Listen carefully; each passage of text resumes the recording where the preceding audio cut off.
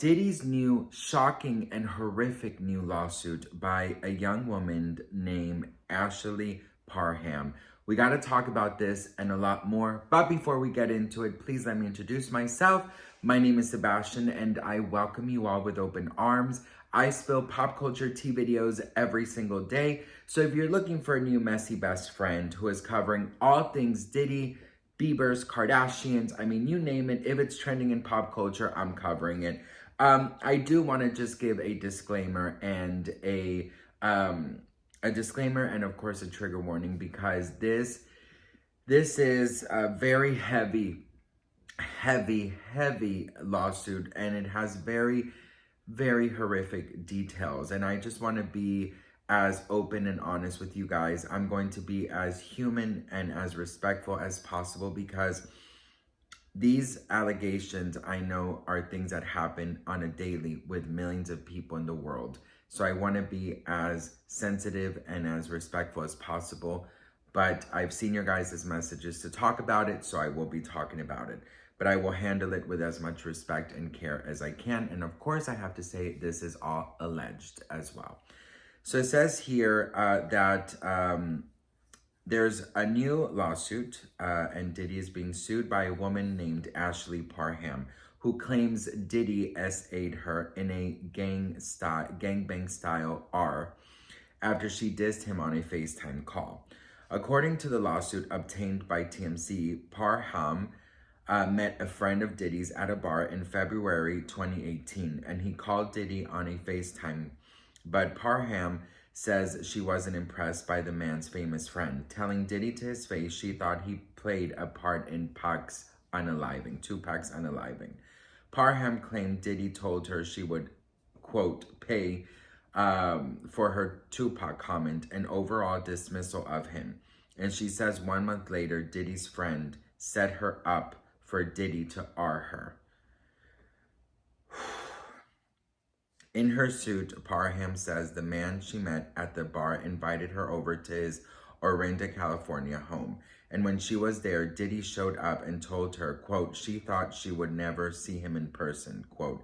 She says Diddy held a knife to the side of her face and told her he would give her a Glasgow smile in retaliation for her Tupac comments. Parham claims Diddy's top consultant, Christina Coram, was there too, and KK told Diddy not to cut Parham's face because they could sell her to potential clients for sex. Parham claims KK then threatened to ship her off anywhere in the world, never to see her family again. In the docs, Parham claims Diddy took off her clothes, removed the knife from her face, and then got a bottle of liquid from a large fanny pack and covered her body in a liquid substance. She says Diddy and KK tried to insert something into her private area that they referred to as an IUD, but it malfunctioned. And then Diddy picked up a TV remote and violently inserted it in her private area, using the remote to violently R her.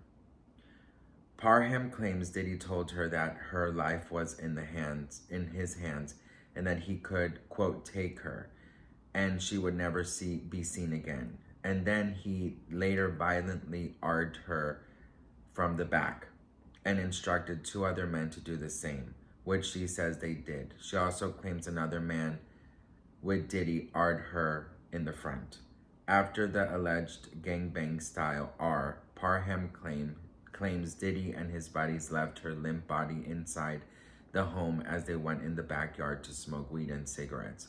She says when she finally regained her bodily functions, she grabbed a knife and an oversized shirt and tried to leave, but had to get past Diddy to reach the exit.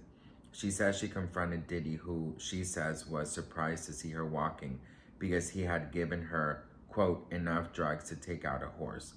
Parham claims Diddy told her he hadn't had any ASS that tight in a while and offered her money and told her to say everything was consensual.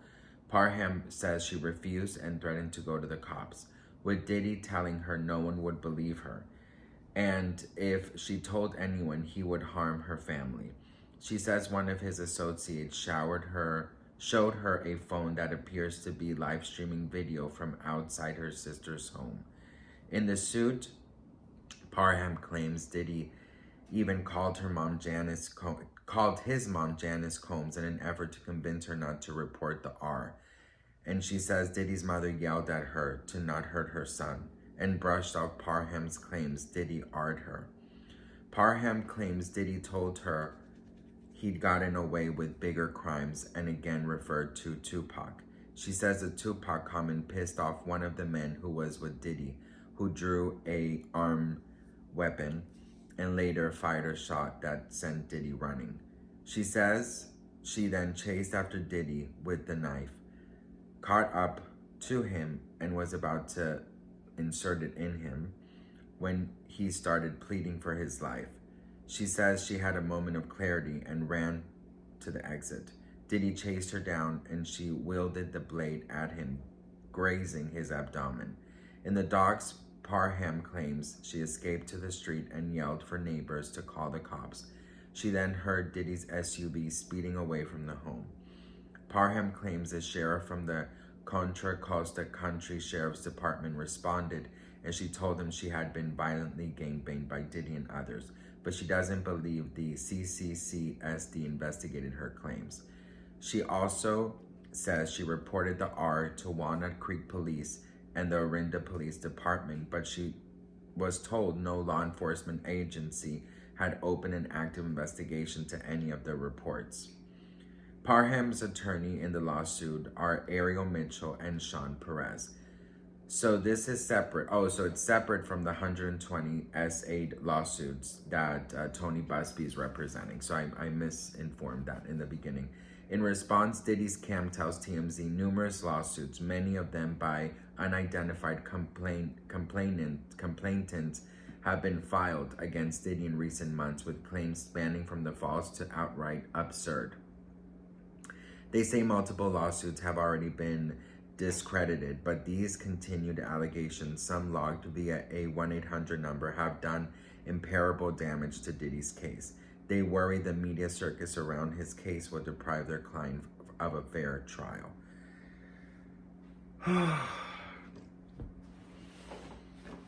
I just want to tell you guys that,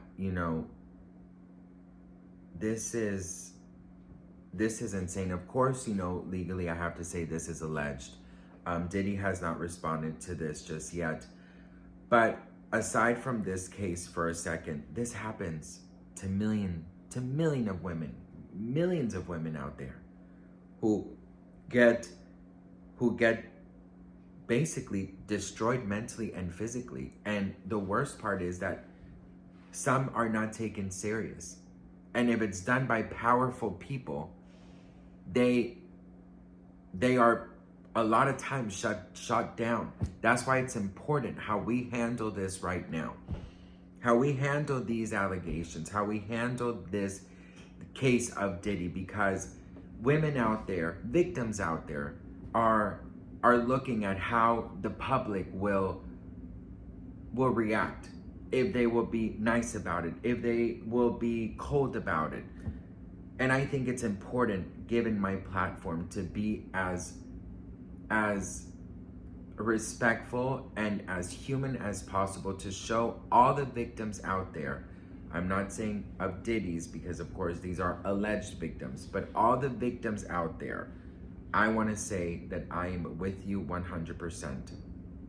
Now, I get asked why I have to say alleged victims when if that means I don't believe them. No, I just have to say legally.